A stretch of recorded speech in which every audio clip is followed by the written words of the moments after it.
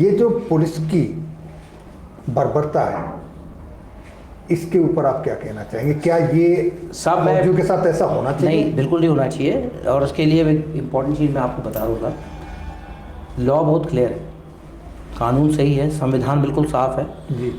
Police servant है, public servant है। और दूसरा, पुलिस को मालूम होना चाहिए किससे डील कर रहा हूँ। जी।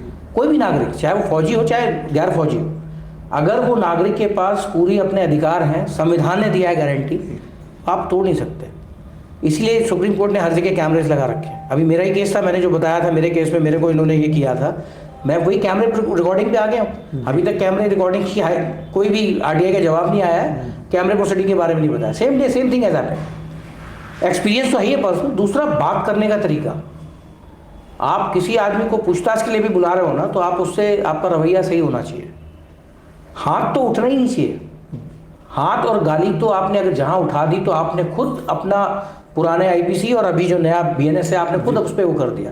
एक सेक्शन है इसमें जिसे बोलते हैं डिसअब्यूजिंग डायरेक्शंस ऑफ लॉ। जी। पब्लिक सर्वेंट, कोई भी पब्लिक सर्वेंट अगर डिसअब्यूज कर रहा है डायरेक्शन ऑफ लॉ, उसको सजा मिलती है। तो ये लोगों को नहीं मालूम है, लेकिन लोगों को मालूम होना चाहिए कि उसको एक तरीका दिया गया है, उसी सीआरपीसी और अभी जो बीएनएस है, इसके हिसाब से ही चलना है, उसके हिसाब से नहीं। अभी आजकल क्यों सुप्रीम कोर्ट इस चीज़ पे ज़्यादा डाल रहा है? बाहर के देशों में ऐसा नहीं है, ये हमारे देश में। इसकी जिम्मेदारी किसकी है?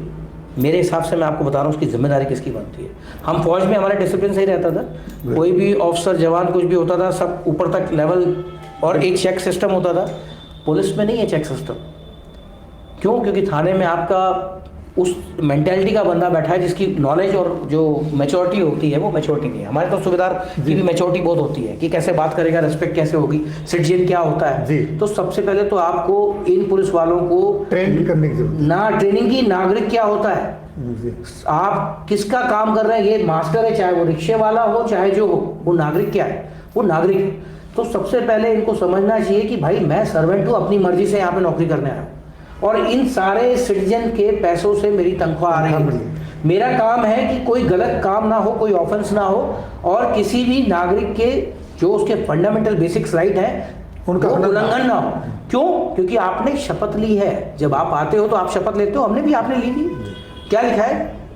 कॉन्स्टिट्यूशन ऑफ इंडिया को पूरी तरीके से फॉलो करेंगे, law establish bye constitution of India, संविधान द्वारा पारित कानून का पालन करेंगे, यही बोलते हैं ना जी। तो भूल कैसे जाते हैं? ये तो हो गई एक बात नीचे लेवल की। अब इसको जो सेट करना है जिसको, वो कौन है?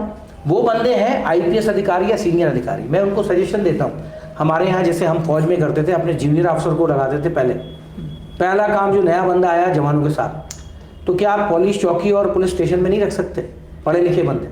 आप आईपीएस आते हैं, आप ट्रेनिंग आते हैं, आईपीएस आप रखिए वहाँ पे। मेरा अपना तरीका है ये चीज़ को रोकने का। ये तो जो इस बर्बरता कर रहे हैं, गलत कर रहे हैं, और इसके लिए आवाज़ में मैं बार बार बोलता हूँ, जितने वेटरन्स हैं इनको साथ में होना चाहिए, हमारे साथ बिल्कुल साथ में होना चाहिए, खड़े हो जाए। महात्मा गांधी के देश से हम लोग जी, सुभाष चंद्र बोस के देश से, चंद्रशेखर आज़ाद के देश से हैं, सरदार भगत सिंह के देश से।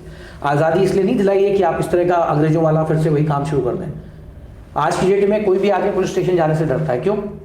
उसको मालूम है कि यार ठीक नहीं है। आपकी ये इमेज, आज कितने टाइम 76 आपने रिपब्लिक डे मनाया ना इस बार जी, आप इतने दिन में ये कॉन्फिडेंस नहीं लाए पब्लिक के अंदर में कि आपके जो बेसिक नागरिक है, वो नागरिक आज भी डरता है पुलिस स्टेशन जाने में। और इन सब चीजों पे टिप्पणी, डिस्कशन, डायरेक्शंस कुछ नहीं आता। कितने लोग हैं, आप लोग अपने ऑफिस से बाहर नहीं आते, चाहे वो डीजीपी हो, चाहे वो आईजी हो, चाहे एजी हो, अपनी कुर्सी पे बैठ के बात करते। अरे पहले वो आप वो कॉलोनियल माइंडसेट से बाहर आइए और देखिए कि ये पब्लिक आपकी है, आपको सर पे उठा के रखेगी ये पब्लिक, क्योंकि कोई गलत नहीं है आपके साथ में, आपको किसी की जरूरत नहीं पड़ेगी। जब आप इस तरह की हरकतें करते हैं, नीचे जवान की दुकान बंद है, ये वो, मैं मतलब इससे ये टॉपिक अलग हो जाएगा, बट हम और आप समझते हैं, हम भी और आप फौजी बाद में, पहले तो सिटीजन है, नागरिक है, और नागरिक के हिसाब से हर एक की एक राय है अपनी कि भाई मेरी बेसिक्स फंडामेंटल राइट है, police is there to help us, not to exploit अस।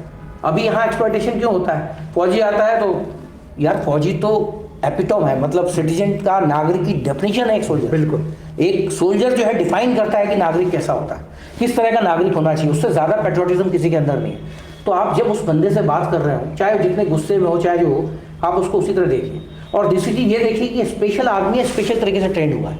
इसका मानसिक स्तर जो है वो अलग है। रिटायरमेंट के बाद भी वो जो उसका कहते हैं ना उसकी मशीन वो वैसी रहती है, उसको गुस्सा ज़्यादा आएगा, गलत चीज़ें बर्दाश्त नहीं होगी, तो आपको उसी मानसिकता से बात करके ठंडे दिमाग से बात करें। क्या नहीं होता, कई जगह हैं ऐसे अच्छे पुलिस ऑफिसर्स हैं। मेरा एक बहुत खास है नवनीत शिकेरा साहब, मैंने बहुत सारे ऐसे ऑफिसर्स देखे हैं, अपनी आंखों से देखा उस बंदे को मानसिकता, रोता है बंदा वो जब ऐसी कोई वो हो जाती है और खड़ा होता है। मैंने ऐसे बहुत सारे देखे हैं सर, हैं। ऐसे बंदे देखे हैं, सीरियल भी बने उनके, लेकिन